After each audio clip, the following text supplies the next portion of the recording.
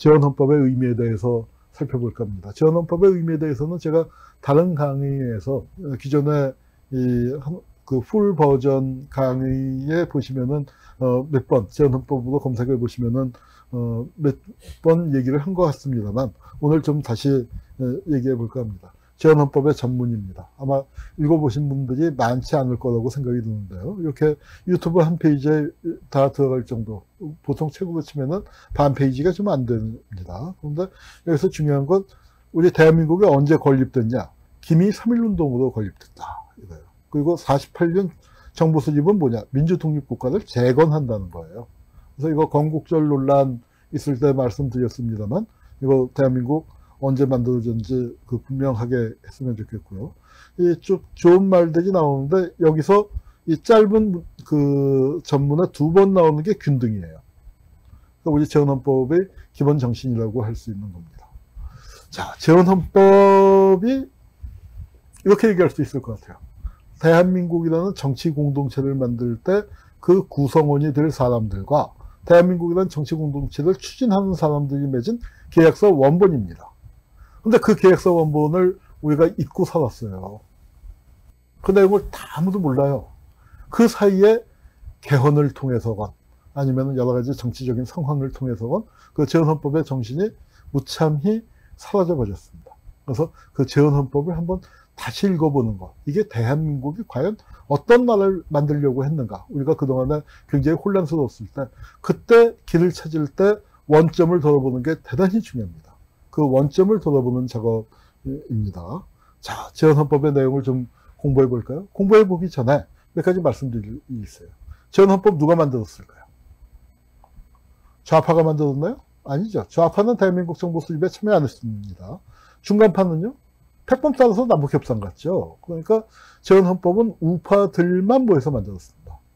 근데 재헌헌법을 왜 우리가 공부할 기회가 없었느냐. 오늘 조금만 맛보시면 아시겠지만 재헌헌법이 너무 빨개요. 제가 이렇게 강조하는 색깔을 빨간색으로 표시를 했는데 이건 눈에 잘 띄라고 빨간색으로 표시했는데 내용도 빨갛습니다. 얼마나 빨가냐. 종북 좌빨들이 모여서 만들었다고 해산당한 통합진보당의 강령보다 훨씬 빨개요. 얼마나 빨가냐. 여기 이 방송을 시청하시는 분들의 절대 다수가 아마 자기 자신을 진보적이라고 생각하실 텐데 뭐 저 같은 사람도 그래요. 어디 가서 뭐 진보적인 얘기할 때 눈치를 많이 보게 됩니다. 저는 내놓고 이런 일을 함에도 불구하고 알게 모르게 그렇게 눈치를 보게 되는데 그러면 재헌헌법을 공부하고 나시면요. 웬만한 거 여러분이 주장하시는 진보적인 아젠다요. 걱정하실 필요가 없습니다. 재헌헌법보다 다 보수적이에요. 아마 환경 문제. 전 세계적으로 1948년에는 환경 문제에 대한 우리의 어떤 이 감수성 또 그게 의제화되어 있지도 않고 그러니까 환경 문제는 거의 안 나왔지만 환경 문제를 제외한 대부분의 얘기는요. 우리 재헌헌법이 훨씬 더 진보적일 겁니다. 그래서 그러니까 이 자신감을 갖고 그리고 누가 야이 빨갱이야라고 하면은 이 재헌헌법도 안 읽어본 작자야 하고 반박을 하시면 될 것 같아요. 자, 재헌헌법의 내용을 좀 살펴보죠. 제18조 노동 3권 지금도 헌법에는 있습니다. 안 지켜져서 그렇지. 이 근로자의 단결권 아이고 뭐 전기조 같은데 그 해고 노동자 해고된 조합원으로 인정해 줬다고 해서 법적인 지위를 박탈당하지 않았습니까? 단체 행동의 자유는 어때요? 대한민국에서 파업 좀 했다 하면은 선배 가압류 들어서 노동자들 목매달아 죽고 그러고 있지 않습니까? 노동 3권이 있긴 있는데 안 지켜져요. 그런데 우리 재헌헌법은 노동 4권입니다. 이익분배 균점권이라는 게 있어요. 이익분배 균점권 하니까 말이 어렵죠. 내용은 간단합니다. 회사에서 이익이 발생하면 노동자가 논아먹을 권리가 있다. 이거 일반적인 자본주의 사회 이런가요? 아니죠. 84조. 대한민국의 경제 질서는 모든 국민에게 상업의 기본적 수요를 충족시킬 수 있게 하는 사회 정의의 실현. 야, 정의를 이렇게 규정을 했는데요. 저는 얼마 전에 대한민국에서 대박이 났었던 책, 정의란 무엇인가 있죠? 그 책보다 이 정의의 내용이 더 마음에 들어요. 우리 피부에도 더 와닿는 것 같고. 그 정의가 뭔지 꼭 하버드 대학 교수한테 물어봐야 할까요? 난 재헌헌법이 더 좋습니다. 생활의 기본적 수요가 충족된다. 기본을 어디로 잡느냐는 좀 달라질 수 있겠지만 적어도 이 정신 뭡니까? 대한민국 국민으로 태어났으면 누구든지 돈 없어서 배고픈데 밥 못 먹는 일 없어요. 아파서 병원 가야 하는데 돈 없어서 병원 못 가는 일 없어야 하고, 공부하고 싶은데 돈 없어서 학교 못 가는 일 없는 그런 세상 만들어야 한다는 얘기 아니겠습니까? 그게 생활의 기본적 수요가 충족되는 거 아니겠습니까? 여러분 어떠세요? 그런 세상에서 애들 한번 키워보고 싶지 않으세요? 그런 세상에서 애들 키우면은 어떨까요? 자, 그런 세상에서 자란 아이들이라면 자기 부모가 돈이 좀 없기로서니 부모한테 헬 줘서 물려줬다고 탄식할까요? 흙수저 물려줬다고? 헬 줘서 흙수저에서 살고 있는, 지금 우리가 살고 있는데 적어도 대한민국 생활의 기본적 수요가 충족된다는 건 그런 세상 아닌 거죠. 자, 그 다음에 여기 이제 농지는 농민에게 분배한다 하는 타이틀이 있어요. 이 옆에 사진은 뭘까요? 이거 이제 오래돼서 좀 많이들 잊어버리셨지만 2013년도에는 이 사진 보여주면 사람들 다 기억하고 있었어요. 다 그 사진만 보고도 낄낄 이제 웃음이 나오고 그랬는데, 뭐냐면은 이게 장관으로 임명된 사람이 국회 청문회 때 내놓은 사진이에요. 뭐냐면은 농지에다 집을 지었어요. 근데 우리 이제 위장 전입이다 뭐 하는 거 도시에서도 있지만 시골에서 농지에다 불법적으로 집 지은 것도 많이 있지 않습니까? 근데 그걸 하니까 야 이거 저 불법 아니야 했더니 농사 짓는 사람만이 농지에다가 집을 짓고 이제 살 수가 있는데 농사도 안 짓는 서울대 교수가 왜 이렇게 했었더니 아니요 우리 농사 지어요.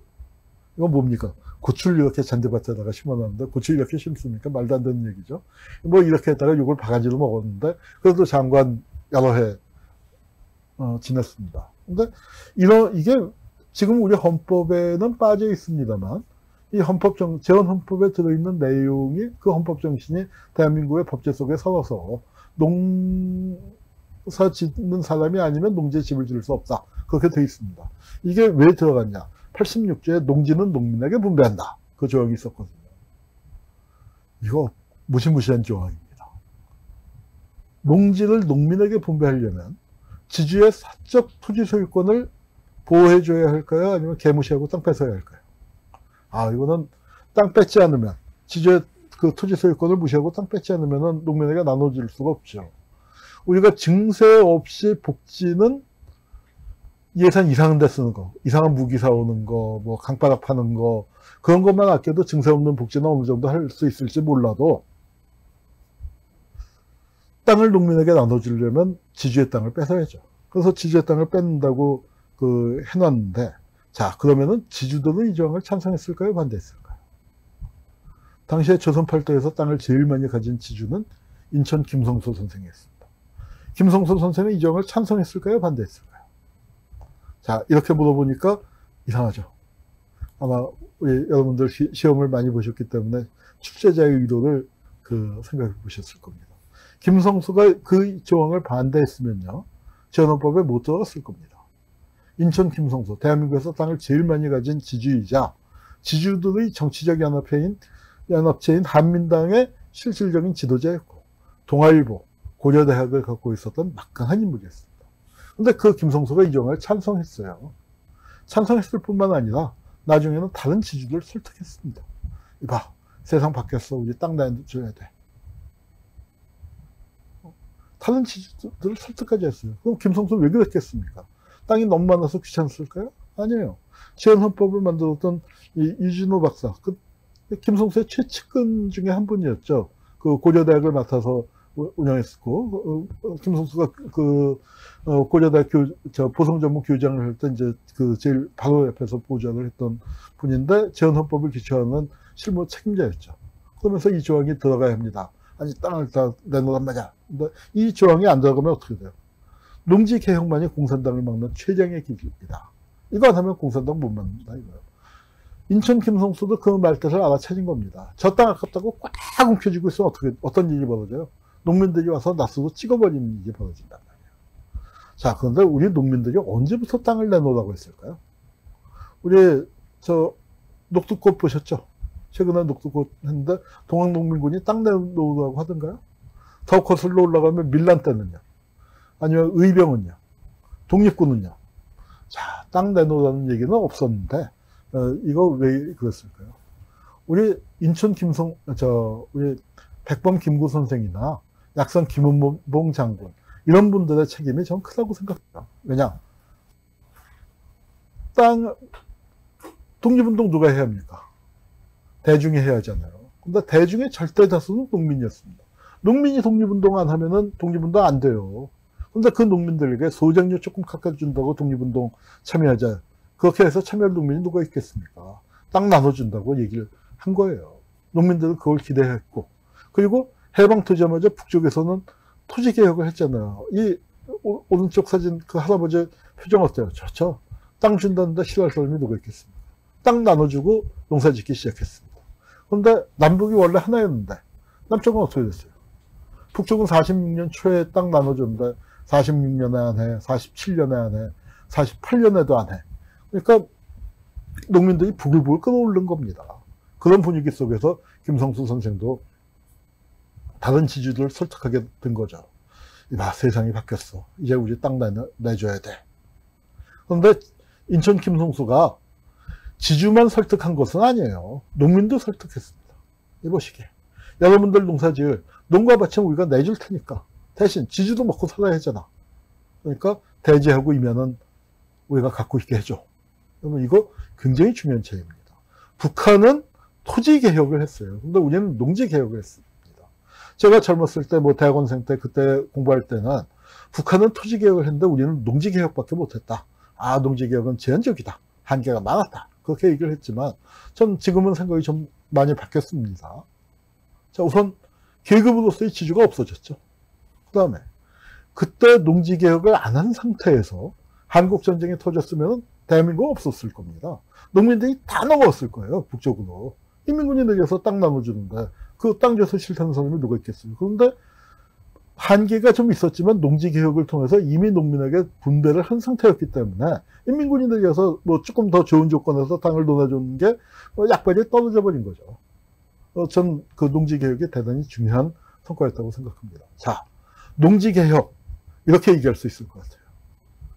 지주와 농민 간의 대타협이 이루어졌습니다. 대한민국은 지주와 농민 간의 대타협을 통해서 만들어진 나라고, 우리 헌법 그 86조, 바로,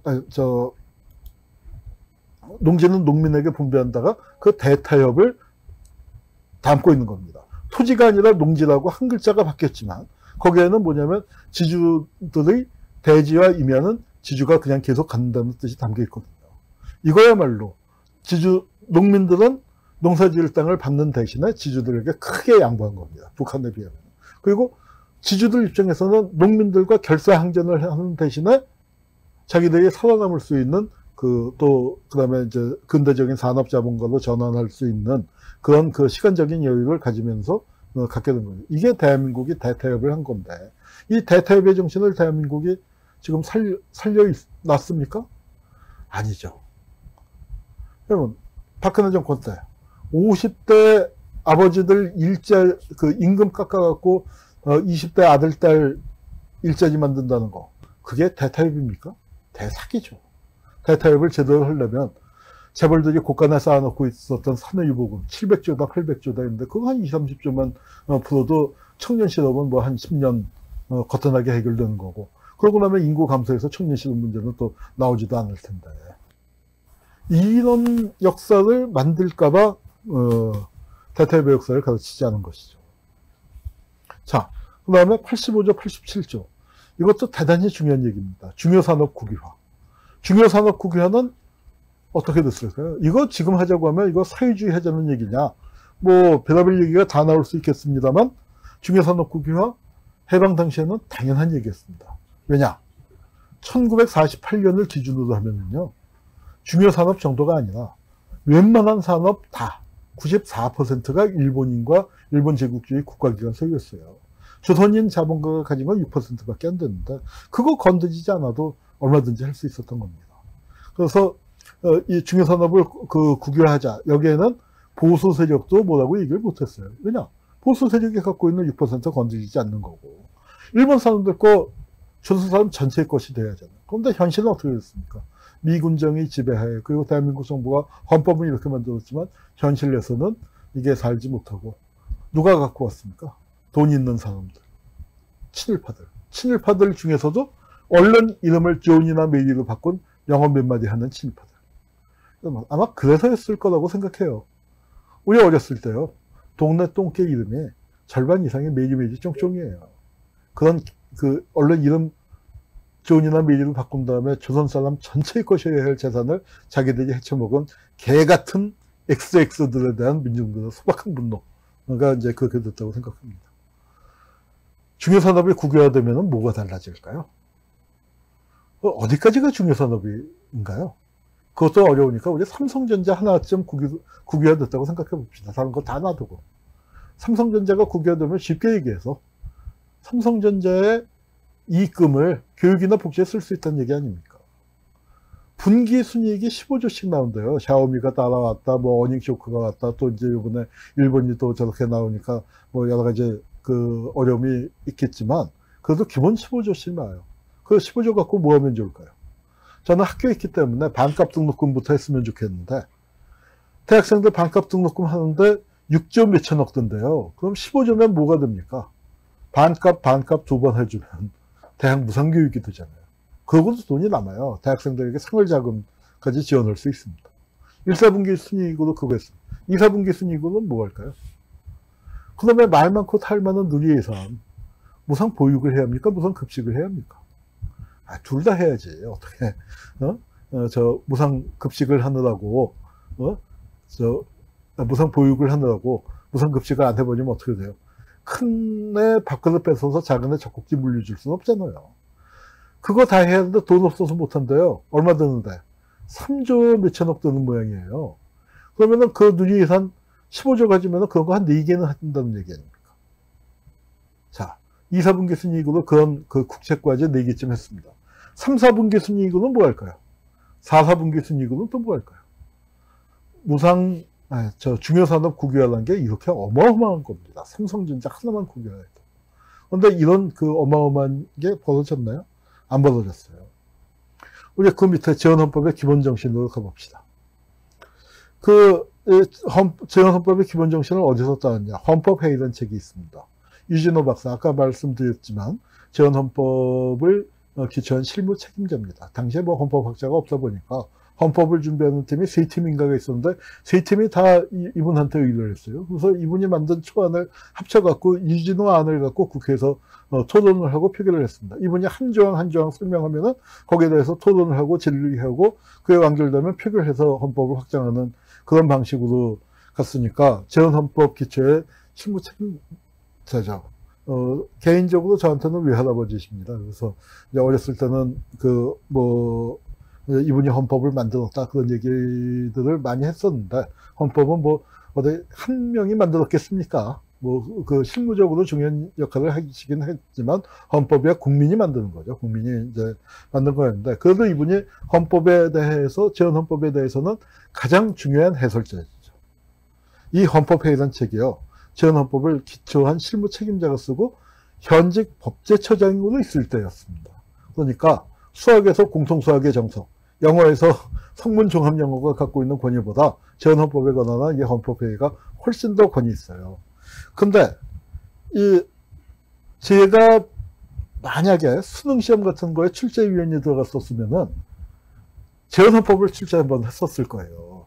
왜냐? 대한민국의 국가정체성을 담보하는 문건이잖아요. 근데 여태까지 재헌헌법이 수능시험에 나온 적이 없어요. 왜? 아까 여러분 보셨지만 너무 빨개서.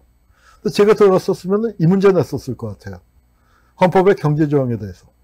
우리는 이렇게 알고 있어요. 대한민국은 자본주의 시장경제를 채택해서 이렇게 잘 먹고 잘 살고, 북한은 사회주의를 채택했다가 쫄딱 망했다. 근데 이 경제조항을 보면 아니에요.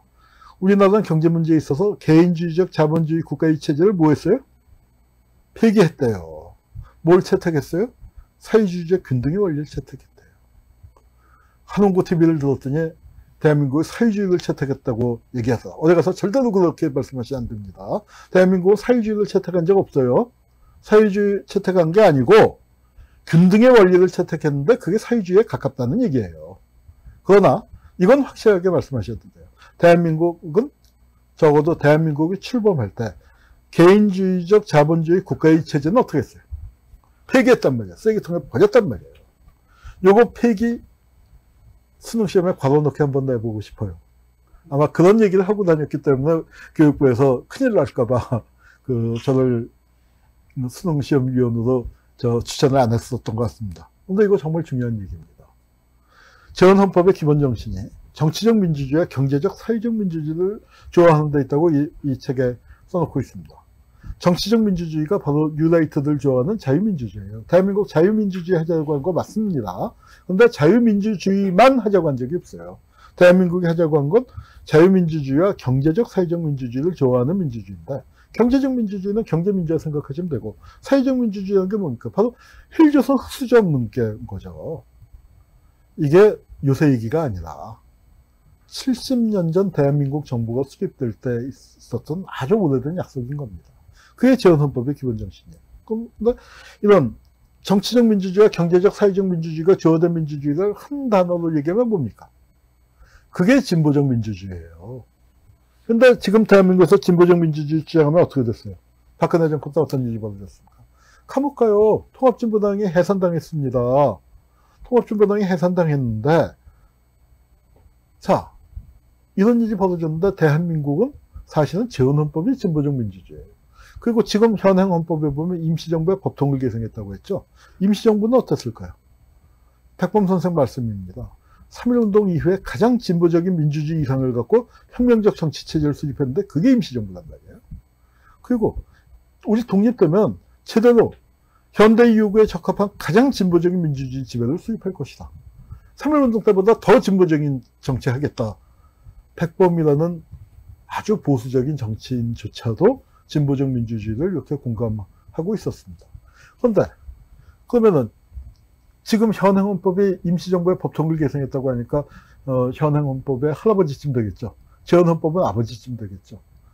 할아버지가 진보적 민주주의고 아버지가 진보적 민주주의면 정상적으로 나의 유전자는 뭐여야 합니까?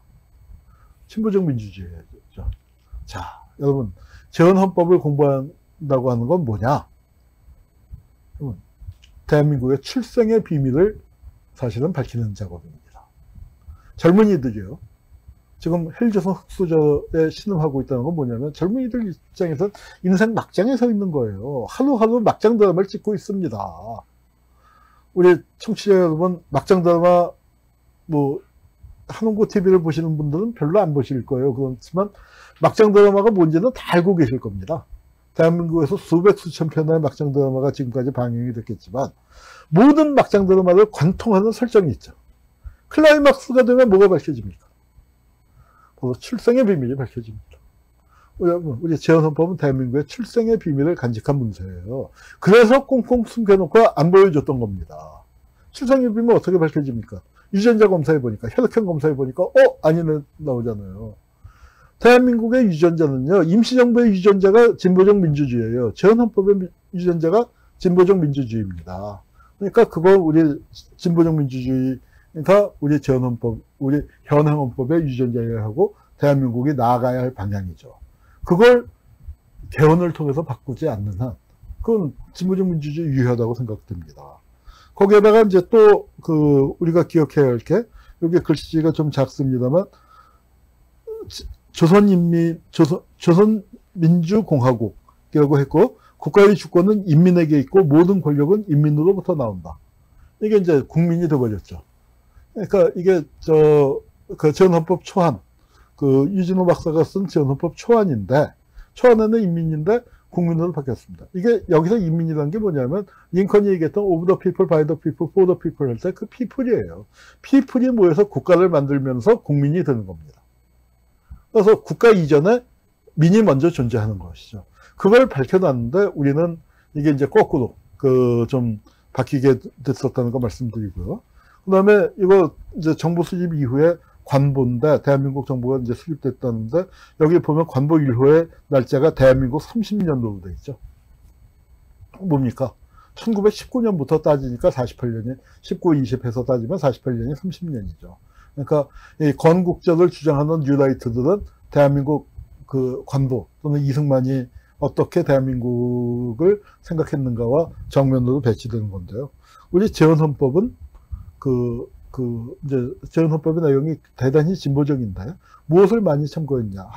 하나는 바이마르 공화국 헌법. 바이마르 공화국이란 건 1차 대전이 끝난 다음에 독일을 유럽 강국들이 민주적인 나라를 했어요. 너무 민주적으로 만들어 놓다 보니까 히틀러가 선거로 집권을 하는 불상사가 벌어졌지만 바이마르 공화국이 그 당시에 1920년대에 어떤 20년대 수준에서 달했던 정치적인 이상, 그 다음에 국민의 기본권을 가장 잘 반영해 놓은 헌법입니다. 그 다음에 또 이 바이마르 공화국 헌법을 참조했고 또 중요하게 참조한 게 바로 그 임시정부의 건국강령, 조서왕 선생이 만든 건국강령을 참조했습니다. 그리고 건국강령은 임시정부 헌법의 근간이 됐었던 거고, 그래서 바로 임시정부가 꿈꾼 나라를 또 지향하고 있었던 게 재헌헌법입니다. 그리고 이거는 임시정부가 꿈꾼 나라라고 하지만 사실은 임시정부만이 아니죠. 제가 다른 강연에서 말씀드린 적이 있는데 임시정부의 법통을 계승했다라는 부분이 조금 거기에 대해서는 좀 심각한 토론이 필요한 대목이다. 왜냐하면 임시정부가 모든 독립운동 세력을 다 통합시켰으면 좋은데 그러질 못했단 말이죠.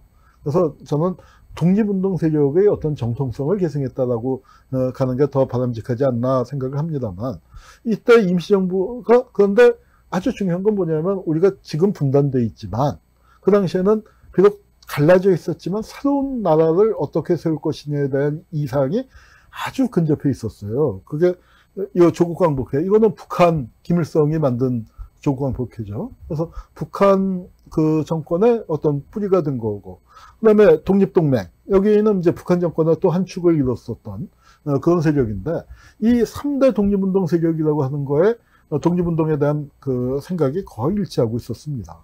그래서 이제 그게 조선민주주의 인민공화국 헌법으로 만들어지게 됐는데, 재헌헌법하고 조선민주주의 인민공화국 헌법이요, 정치체제, 권력구조 면에서는 많이 다르죠. 그러니까 현행 헌법하고 재헌헌법의 권력구조 면에서는 많이 유사하죠. 그런데 사회경제적인 부분 같은 걸 비교해보면은 재헌헌법하고 오히려 조선민주주의 인민공화국 헌법이 일맥상통해요. 왜? 독립운동가들이 꿈꾸던 나라를 구현할 수밖에 없었기 때문에. 재헌헌법이 왜 그렇게 진보적일까요? 그건 뭐냐면 똑같은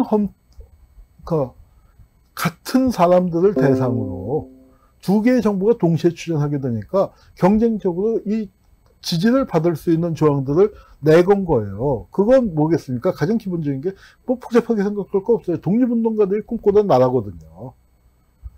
북한은 조선민주주의 인민공화국은 공산주의자들이 주축이 됐으니까 더 왼쪽으로 갔고, 우리 재헌헌법은 좌파들이 빠진 상태에서 우파들이 모여서 만들었으니까 더 오른쪽으로 갔죠. 그런데 중요한 건 뭐냐면 그 큰 물줄기, 독립운동의 물줄기를 둘 다 벗어나질 않았어요. 조선민주주의 인민공화국은 좀 왼쪽 줄기, 대한민국 재헌헌법은 오른쪽 줄기예요. 우리가 한강물을 뜰 때 용산에서 한 바가지 뜨나 노량진에서 한 바가지 뜨나 다 똑같은 한강물이죠. 그래서 재헌헌법은 독립운동가들이 꿈꿨었던 거에 비해서는 분명히 한 두 발짝쯤 오른쪽에 가 있습니다. 그 주류를 중심으로 할 때. 그래도 벗어나지는 않았어요. 쉽게 설명하면 뭐냐면은 임시정부 강령 같은 데 있는 무상교육, 무상치료 같은 게 재헌헌법에는 빠져 있죠. 그런데 중요산업이 국유화되어 있으면 그까짓 거지. 그 헌법에 명시가 안 돼도 능히 할 수 있는 조항이기 때문에 그런 면을 우리가 기억을 할 필요가 있을 것 같습니다.